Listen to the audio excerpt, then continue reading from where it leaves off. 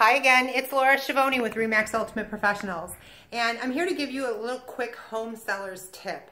I'm in my own house today because I didn't want to ask one of my clients for permission, but sometimes you have something in your house that's not quite right that might be scaring off home buyers unnecessarily.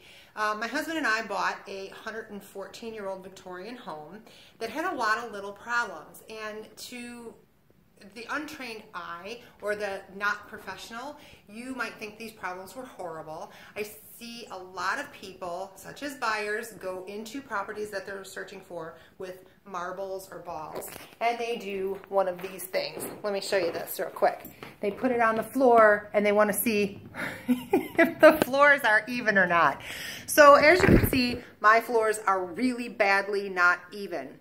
And one of the things as a home seller that I think you can do is, in order to kind of quiet the fears of a buyer, if you have something like this in your home, and this looks like a huge problem. In fact, my husband and I bought this house knowing that this was a problem and thinking that we might have to deal with it, but we just didn't care. We liked the house enough, we bought it anyway.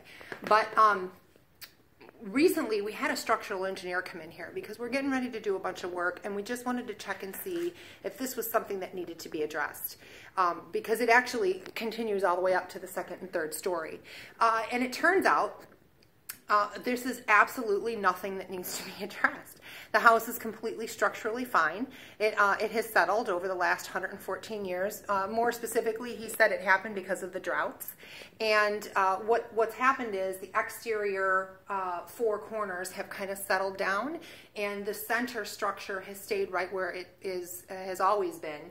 And I think that's because the old cistern is under here, and there's some old brick walls.